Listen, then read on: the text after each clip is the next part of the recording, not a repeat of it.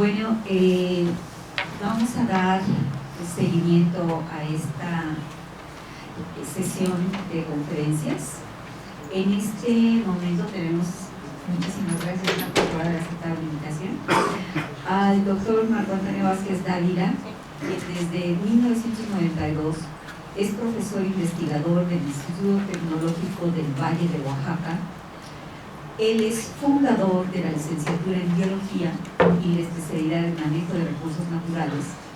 Imparte materias a nivel de pre y posgrado, entre las cuales se cuentan evolución y biogeografía, y la especialidad en etnobotánica, etnoecología, relación sociedad-naturaleza y agrobiodiversidad. Como ven, su cartera de cursos es muy amplia. Fue el director fundador del Museo de Historia Natural de Tabasco y presidente de la Asociación Mexicana de Etnobiología. Actualmente es editor en jefe de la revista Etnoecológica, que junto con la doctora Diana López Alsina son editores. Es una revista arbitrada de circulación internacional. Es muy breve este resumen, pero en aras de dejarle el tiempo al doctor, lo hacemos muy pequeño. Doctor. Sí, muchas gracias. Muchas gracias.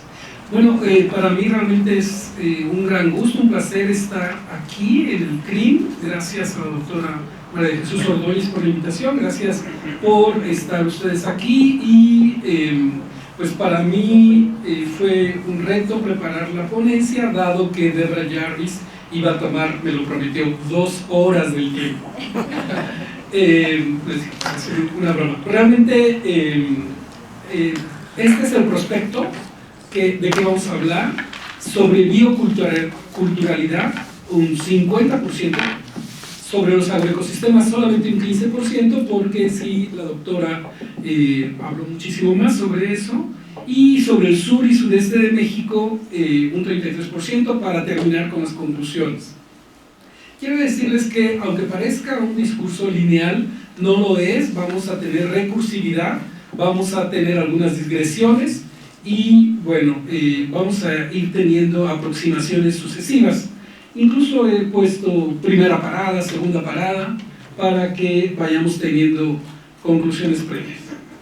¿Qué cosa es la bioculturalidad o cómo podemos acercarnos a la bioculturalidad? Número 1, a través de un enfoque coevolutivo, y número 2, a través de la diversidad actual biocultural. Por el tiempo voy a hacer énfasis en diversidades más que en procesos.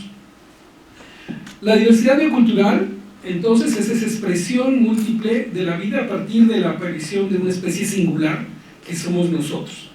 Ya existía diversidad, ya existía biodiversidad, pero lo biocultural surge a partir de esta especie tan rara que somos nosotros. Entonces, les decía, es el resultado de la coevolución de las diversidades biológica y cultural y de la adaptación continua entre ambas.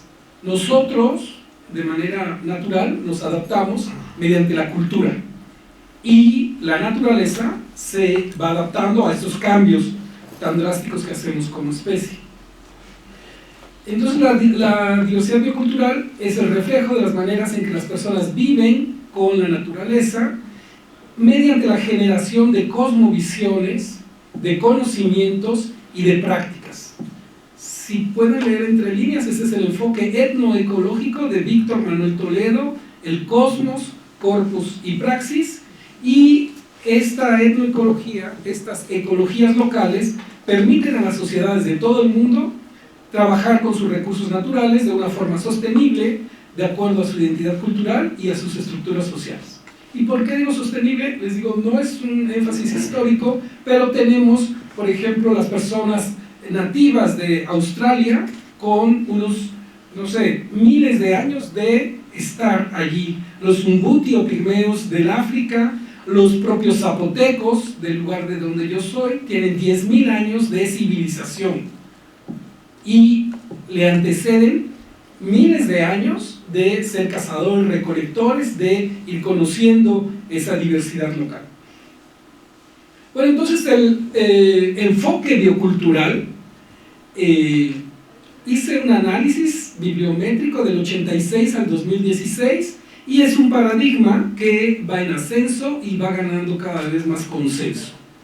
Sin embargo, en la actualidad no tenemos una Comisión Nacional de Diversidad Biocultural, sino una Comisión Nacional de la Biodiversidad, y por otro lado, muy separado, está CDI, Comisión del Desarrollo de los Pueblos Indígenas. Realmente el paradigma biocultural nos dice que tendríamos que juntar estas dos esferas, sentirnos como especie parte de la naturaleza y no tener el paradigma occidental que somos la creación más perfecta, después de las mujeres, los hombres, ¿no? Pero es un paradigma occidental. Entonces, muy interesante, el doctor Solomon Katz, en 1986, empieza a hablar de la evolución biocultural. Él es un antropólogo físico, trabaja con malaria, trabaja con, aquí, por ejemplo, el consumo excesivo de la vicia faba produce algo que es el favismo, y, por ejemplo, aquí en este libro que coordinó una mujer, Elkin, aporta estos inicios, ¿no? No es que inicie allí el uso del término biocultural, pero ya cada vez es más fuerte. Y, por ejemplo, en el 2016, también los antropólogos se preguntan qué significa el término biocultural cuando los antropólogos hablan de bioculturalidad. Entonces, estas son las publicaciones sobre la etnobiología biocultural, es la línea más inferior. Si tecleamos ecología biocultural es la del medio, y si tecleamos solamente en Google Scholar bioculturality, vamos a encontrar la línea superior. Entonces, nos hace falta mucho trabajo para la etnobiología biocultural. Una de sus grandes impulsoras, en definitiva, es la doctora Luisa Maffei, que por cierto hace la tesis de doctorado con Centales en el sureste de México, y ella establece que la diversidad biocultural se conforma por personas y su ambiente, en especial por la lengua y el conocimiento en relación con la naturaleza. Nuestros mexicanos, Toledo, faltó allí una letra, Toledo y Barrera en el 2008, y Boegue, que a pesar de tener un apellido, herencia de sus abuelos, él nace aquí en México. Entonces Edgar Boegue y Víctor Manuel Toledo y Narciso Barrera escriben dos libros que casualmente salen publicados el mismo año, 2008. Uno se llama La memoria biocultural y hace énfasis en esta parte evolutiva, aunque nos describe muy bien la parte de la diversidad. Y Boegue acuña el término, o trabaja el término biocultural, el concepto de patrimonio biocultural, para caracterizar y proteger, a lo mejor allí me faltó subrayar, proteger el legado de la naturaleza y la cultura de los pueblos originarios. Entonces, ¿qué cosa es el patrimonio biocultural? Es un recurso natural con un uso y un manejo tradicional, y también otros usos potenciales que además presenta diversos grados de amenaza. Eso es el patrimonio biocultural. Entonces, anteriormente le llamamos solamente recurso natural, y existía la posibilidad de acceder a él de cualquier manera, ¿no? Pues es el recurso natural, es para la especie humana, y podemos ir a cualquier país, a cualquier estado, tomarlo y utilizarlo en beneficio de mi propia cultura, independientemente que sea la cultura en donde se gestionó, se descubrió ese recurso. Entonces, en la actualidad, con la cuestión de la ecología política, con la cuestión de la biopiratería, el patrimonio biocultural es una defensa, es caracterizar qué tenemos para proteger. Bueno, la diversidad biocultural está compuesta de, número 1, la biodiversidad, número 2, la etnodiversidad, y número 3, la agrodiversidad. La biodiversidad, medida en número de especies, al ratito voy a hacer un poco más profundo esto. Los países que tienen el mayor número de especies serían Brasil, Indonesia, Colombia, Australia y México. Aquí están los colegas de Conavio, me pueden corregir si quieren. Al rato. En cuanto a la etnodiversidad, medida por el número de idiomas, Papúa Nueva Guinea es el que tiene la mayor cantidad de idiomas en el mundo, seguido por Indonesia, Nigeria, después México y después la India. Entonces nos damos cuenta que en nuestro continente México es el que tiene la mayor cantidad de lenguas o idiomas, ¿no? En América, México es el que tiene la mayor etnodiversidad. Y perdonen, voy a empezar con mis cosas, pero Oaxaca es el que tiene la mayor diversidad de lenguas. Entonces, cuando termino mis pláticas, luego dicen, sí, es que Oaxaca es el ombligo del mundo. Bueno, podríamos utilizar la metáfora si quieren, pero está bien el ombligo del mundo. Y en cuanto a agrodiversidad, un tema que la doctora Debra Jarvis ha trabajado mucho, lo podemos ver como centros de domesticación. ¿Cuáles son los centros de domesticación? Mesoamérica es un centro de domesticación. Entonces, si lo transformamos en números, podríamos ver que Indonesia es el número 1 en bioculturalidad, y México es el número 2, seguido de la India, Australia y Brasil. Estos son los países mega bioculturalmente diversos. Voy a empezar a hablar rápidamente sobre biodiversidad, que comprende la diversidad alfa a la gamma, desde los genes hasta los ecosistemas y paisajes o biomas. Se cuantifica, ¿no? Vemos, nos interesa mucho los numeritos de cuántas especies hay en dónde, para ver la cuestión de la conservación.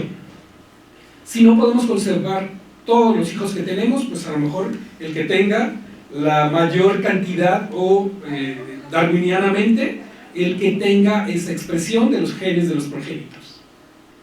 Bueno, evolución es una palabra clave, no voy a estar trabajando en esta ponencia sobre ello porque sería el enfoque complementario, ya lo dije hace ratito. Esos son los hotspots del mundo. Aquí tenemos 35 y si nos podemos dar cuenta, Mesoamérica y las islas del Caribe es uno de estos 35 hotspots del mundo.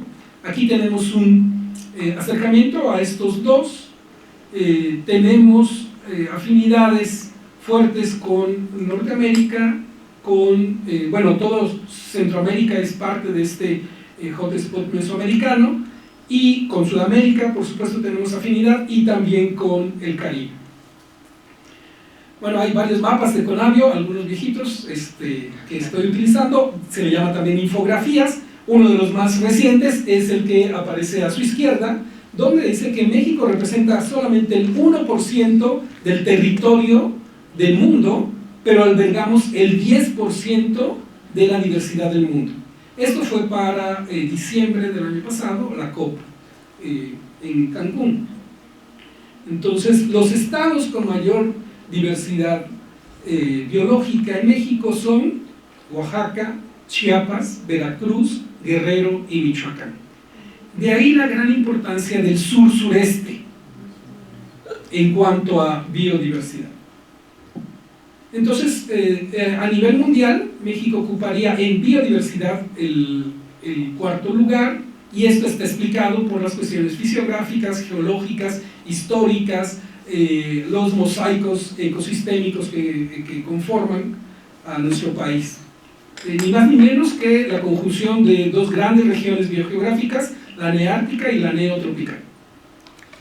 Esta es la riqueza de especies de los países megadiversos para distintos grupos taxonómicos. Nuevamente es información de Conavio, y ocupamos el segundo lugar a nivel mundial en cuanto a reptiles, después de Australia.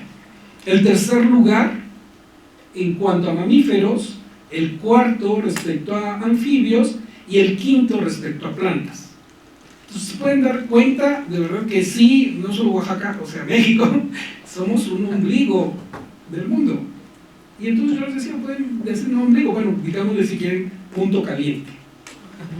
Estos son hermosos pósters, carteles que Conavio ha hecho, y les digo, biodiversidad, aparte de estos satisfactores para nuestra especie tienen una belleza realmente impresionante, ¿no? Dos grupos de aves, los citácidos y los troquílidos, que pues realmente nos maravillan. Cuando los vemos son auténticas maravillas de la naturaleza, nos regocija. Los colores, el comportamiento, los tamaños, ¿no? Bueno, entonces ya hasta aquí fue lo de biodiversidad y voy a empezar a hablar también un poquito rápido de la etnodiversidad.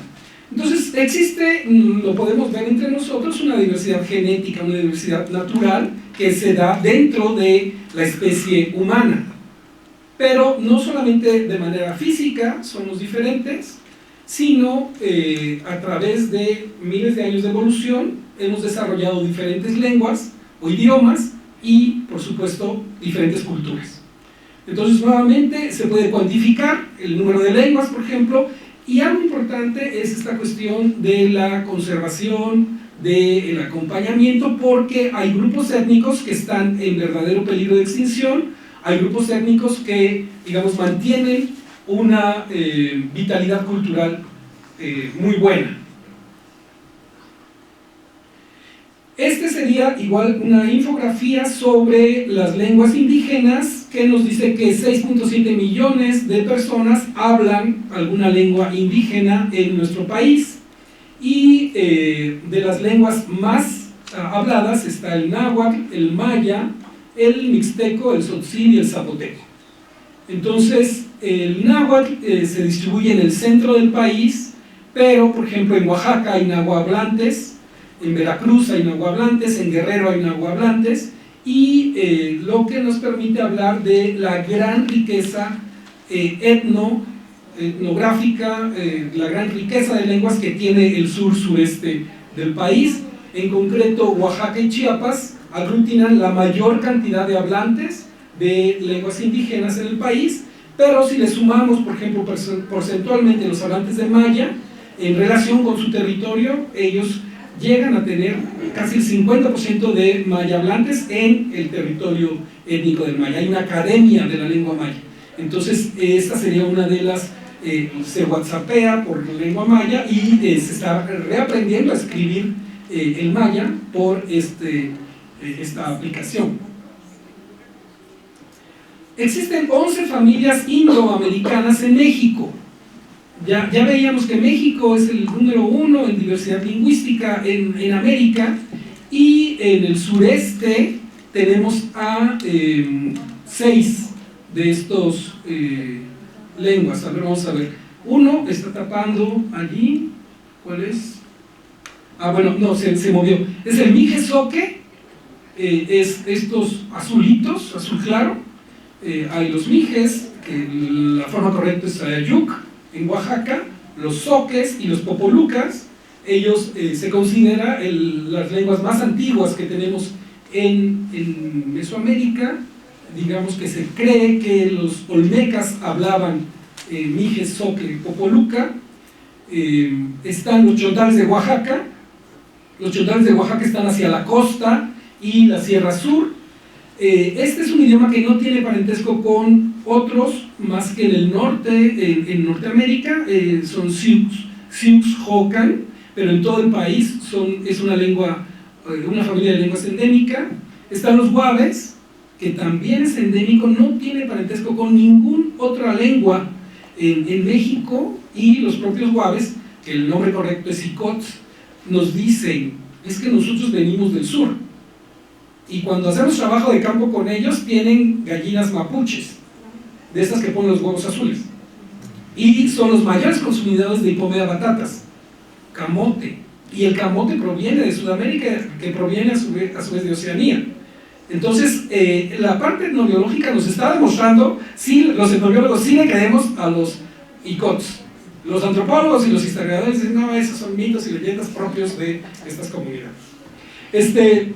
Están las lenguas otomangues, donde está el zapoteco, el mixteco, que como veíamos son de las lenguas más habladas, familias de lenguas más habladas, y ya había hablado de los yutonaguas.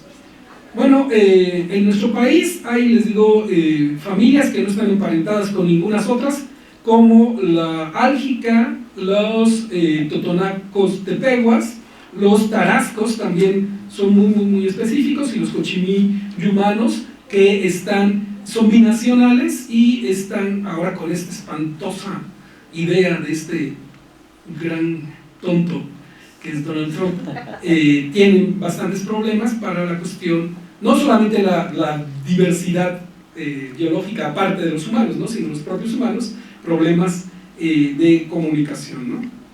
Bueno, en este caso tendríamos cuáles son las localidades con más del 40% de hablantes de lengua indígena, y como podemos ver se concentran en lo que yo les decía, ¿no?, Chiapas, Oaxaca, Guerrero, Veracruz, el propio estado de Puebla, en el centro del país, y la península de Yucatán, y hacia el norte algunos de los otros grupos étnicos, hacia Jalisco, los huicholes. Bueno, les digo esto un poquito rápido. Agrobiodiversidad. Esta diversidad biológica y esta diversidad cultural, o sea, de genes a paisajes y las culturas e idiomas, conjuntadas, dan lo que es la agrobiodiversidad. Y entonces se puede cuantificar la agrobiodiversidad, pero también importante es la conservación de esa agrobiodiversidad. Y entonces lo podríamos ver en diferentes escalas, como los cultivos, las variedades dentro de esos cultivos o esa variabilidad intraespecífica, los agroecosistemas. Ahí yo tengo un asterisco para agroecosistemas porque voy a hablar de ellos un poquito más adelante, los paisajes agrarios y los centros de domesticación. Entonces, para agrodiversidad vamos a ver muy rápidamente estas infografías sobre las más de 50 razas o variedades de maíces que tenemos en nuestro país. El maíz es un patrimonio biológico, agrícola, cultural y económico de México. Desafortunadamente, políticas macroeconómicas de nuestro país nos han llevado a ser no suficientes con la producción.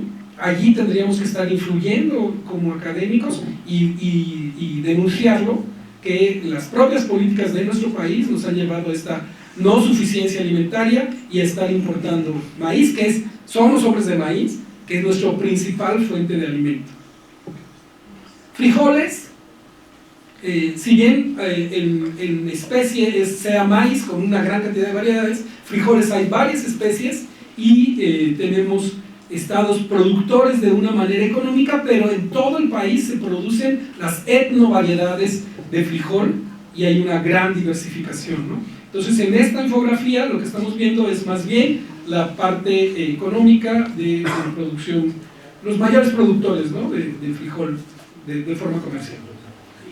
Las calabazas, también tenemos en oaxaqueño es calabaza támala, chompa, la chilacayota, que bueno, todos estos vienen del náhuatl, y perdimos la palabra para calabaza, que es ayotl, ¿no? Entonces, pero sí lo tenemos en chilacayotl, ¿no?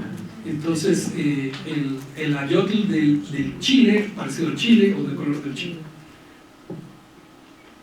Otro etnónimo, un nombre propio de los nahuas, quelitl, y decimos en el español hablado de México quelites, y es algo similar a las verduras. Tenemos, por ejemplo, el estudio de las jóvenes zapotecas que trabajaron a nivel de licenciatura conmigo, encontró en una sola localidad 56 diferentes quelites. Entonces, en Sierra Norte, y es zapoteca de Sierra Norte.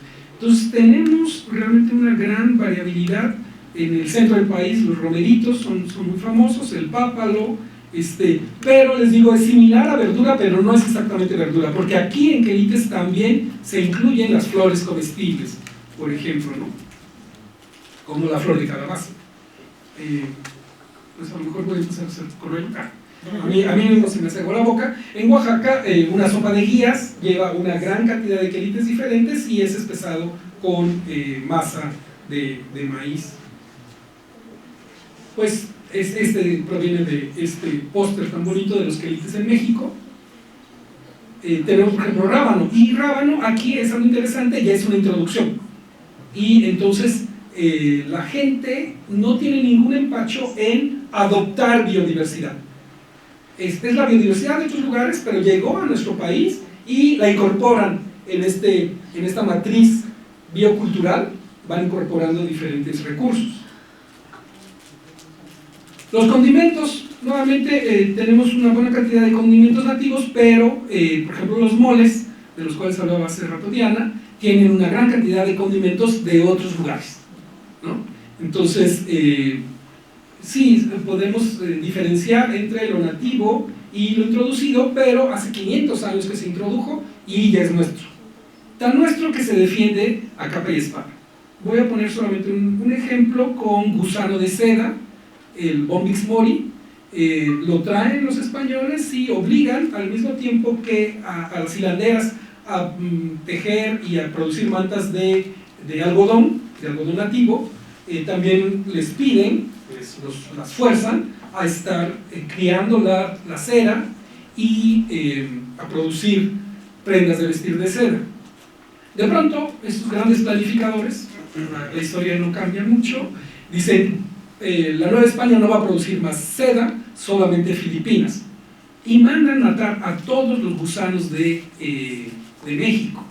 ¿Qué hicieron las señoras zapotecas? Las guardaron y los escondieron, porque ya lo habían incorporado en su cosmovisión. Ellas dicen, en la actualidad, que son gusanos de luz, y que son los gusanos que a Jesucristo, cuando lo bajan de la cruz, le limpia la sangre que estaba aquí. Entonces son gusanos sagrados.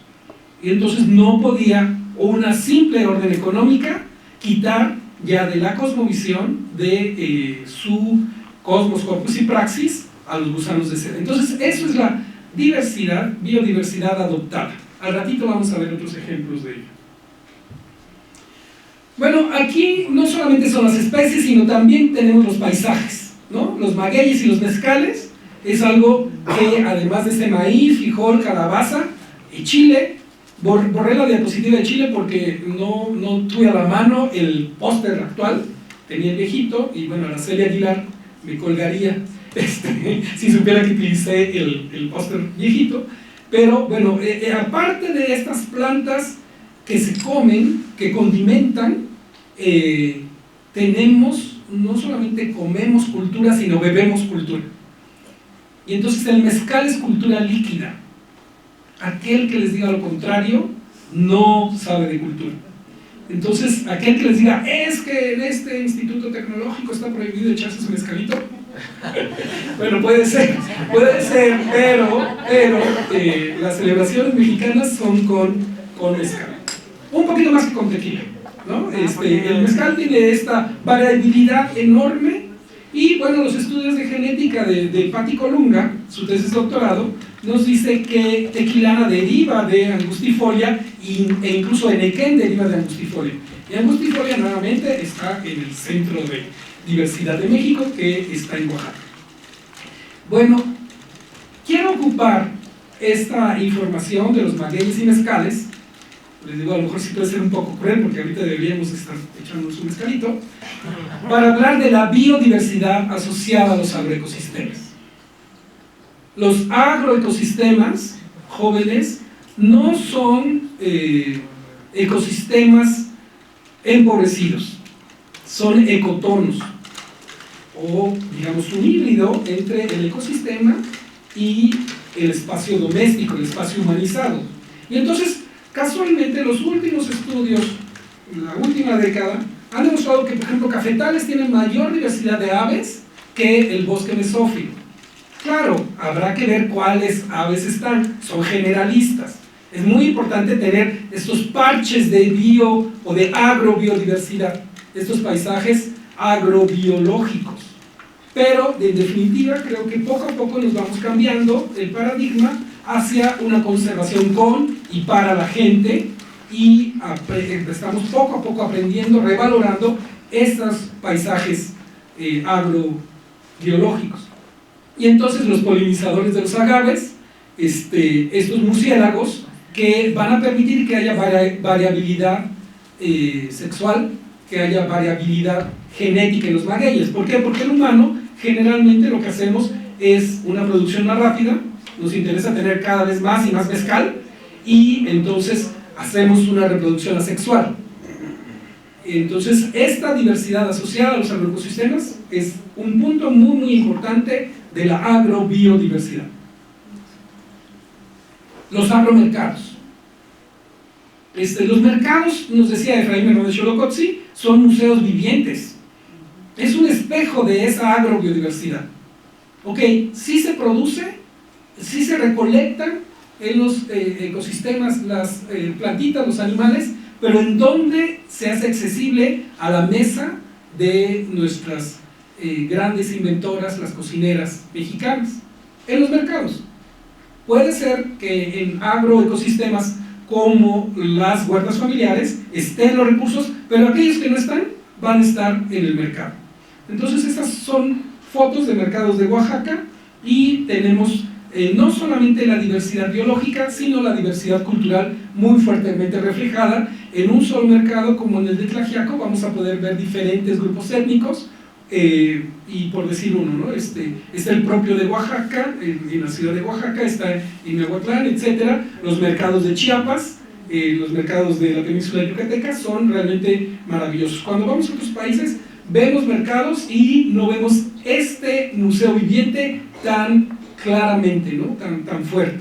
Entonces hay especialidades, hay etnobotánica de mercados o etnobiología de mercados, y en medio tenemos una bebida que es sumamente compleja, que se llama tejate, y está compuesta de plantas aromáticas que se han demostrado son antidepresivas, o tomarse pues el comercial, un Red Bull, pero tradicional.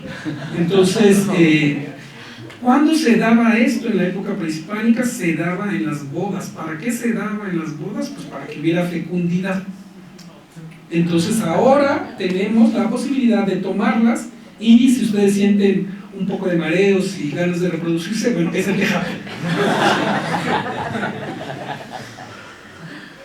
La agroculinaria, ¿no? Tenemos un gran patrimonio biológico, tenemos un gran patrimonio cultural. Esto también es parte de esos patrimonios mundiales. La comida mexicana forma parte del patrimonio muy tangible, nada de intangible, muy muy tangible a nivel mundial. ¿Por qué? Porque ya veíamos la definición de patrimonio, está en amenaza. ¿Cuántos de nosotros al viajar no compramos la comida chatarra, compramos el refrescote, pero no traemos cuando menos agua pura, o en el peor de los casos pues agua de las verdes matas? Podría ser, no nos permiten subir al camión. La diversidad culinaria. Tendríamos que ver, oler, saborear, admirar, usar, visitar, participar, percibir, notar, conocer y comprender. Solamente para ver esta diversidad culinaria.